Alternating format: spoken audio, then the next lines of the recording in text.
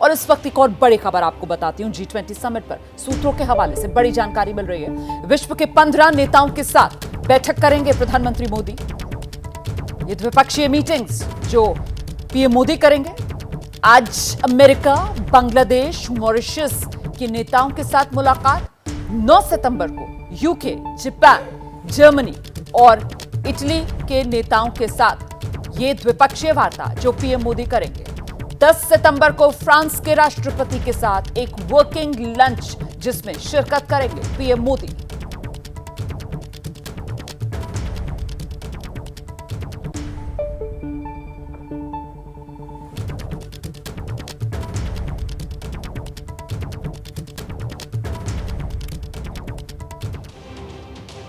और अब मैं आपका परिचय कराती हूँ खास मेहमानों का पैनल जो इस वक्त हमारे साथ मौजूद है। स्टूडियो में मेरे साथ मौजूद हैं पूर्व राजनयिक अशोक सज्जनहार सर, हमारे साथ पूर्व राजनयिक मंजू सेठ जी जुड़ रही हैं, और विदेश मामलों के जानकार जितेंद्र कुमार ओझा जी, साथ ही सुमित कुमार स्टूडियो में मेरे साथ मौजूद है, विदेश एक्सपर्ट है। बहुत स्वागत आप सभी का। सबसे पहले अशोक सज्जनहार सर, मैं आपसे ही जानना चाहती हूँ कि ये G20 समिट नई दिल्ली में अपनी अध्यक्षता में भारत की नजर इस बैठक से कहां पर होगी?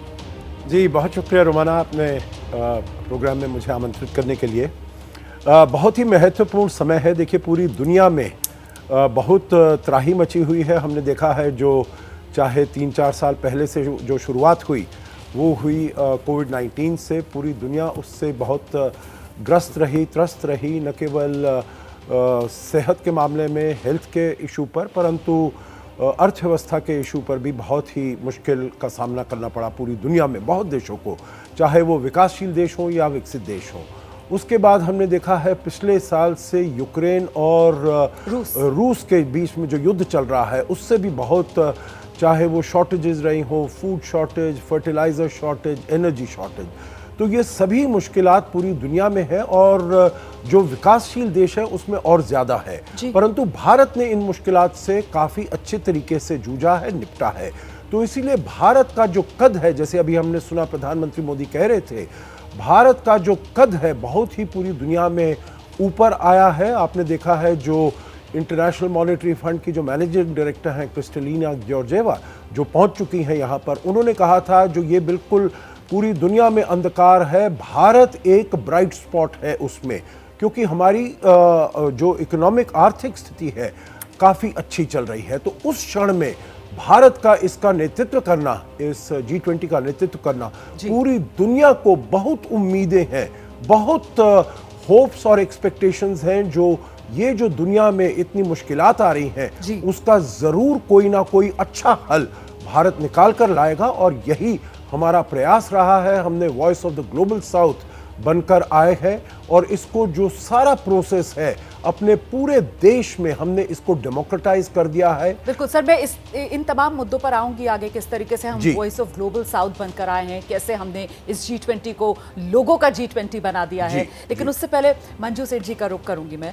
और मंजू जी, जिस बात का जिक्र यहाँ पर अशोक सर कर रहे थे कि साहब दुनिया जिस तरीके की चुनौतियों का सामना कर रही है, कोविड वाली महामारी से लेकर ये रूस यूक्रेन युद्ध तक, इन चुनौतियों की वजह से जिस हद तक दुनिया बट गई है, इस बटी हुई दुनिया को एकजुट लाकर अपने जो लक्ष्य हैं उनको हासिल करना, वो वसुधैव कुटुंबकम वाली थी, one earth, one family, one future, दुनिया को इसके लिए जागरूक करना, ये अपने आप में एक बड़ा लक्ष्य जो भारत ने खुद अपने लिए सेट किया।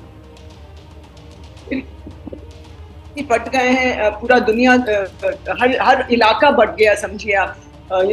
ईस्ट वेस्ट नॉर्थ साउथ सब जगह बहुत ही डिवीजन। तो ये बहुत एक हमारा जो विजन है, one earth, one family, one future, ये एक बहुत ही एक अहम मैसेजिंग भी है और लोगों को एक मैसेज है सारी दुनिया को कि सब इकट्ठा आप रहेंगे, क्योंकि जैसे कॉमन पब्लिक गुड्स हैं, जैसे क्लाइमेट है, चाहे एनवायरनमेंट है, ये सब मरीन है, सी है, सब कुछ है, ये सब चीज़ें कॉमन है सबके लिए। और अगर हम इकट्ठा होके जो ग्लोबल प्रॉब्लम्स है, ग्लोबली इकट्ठा होके उनके ऊपर सॉल्यूशंस नहीं ढूंढेंगे तो इनका कोई हल नहीं निकल पाएगा। चाहे इकोनॉमिक क्राइसिस है, चाहे फूड सिक्योरिटी है, इनसिक्योरिटी कहना चाहिए, एनर्जी इनसिक्योरिटी है, सभी को जितने ग्लोबल इश्यूज हैं, चैलेंजेस हैं, इनका एक मत होके ही हमें इनका सोल्यूशन निकालना, नहीं तो इनका कोई समाधान निकलना बहुत मुश्किल है। और जैसे G20 इसलिए और ज़्यादा अहम हो जाता है क्योंकि इसमें अबाउट 85% वर्ल्ड्स इकोनॉमीज यहाँ पे हैं, तो इसलिए इनका जो कंट्रीब्यूशन रहेगा और साथ में इंडिया बिल्कुल बड़ा आंकड़ा आपने दिया, और साथ ही साथ 66% दुनिया की आबादी को रिप्रेजेंट करता है ये G20 वाला मंच। पत्रकारिता कोई इमोशन नहीं है, ना अपना कोई ज्ञान देना है और ना कोई विचार थोपना है। पत्रकारिता क्या है? पत्रकारिता का मतलब है सही जानकारी इकट्ठा करना और तथ्य बताना। पत्रकारिता आज जितने महत्वपूर्ण दौर में है, शायद पहले नहीं थी। इस दौर से निकलने के लिए सिर्फ सच दिखाने की जरूरत है, वो सच जो आपके हित को आगे रखे। इसलिए अब रात 9 बजे प्राइम टाइम नहीं होगा, ये आपका टाइम है। जगविंदर पटियाल के साथ देखिए पब्लिक इंटरेस्ट सोमवार से शुक्रवार रात 9 बजे सिर्फ एबीपी न्यूज पर।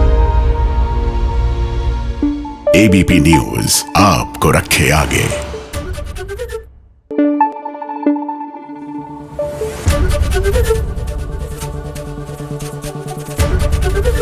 एबीपी न्यूज आपको रखे आगे।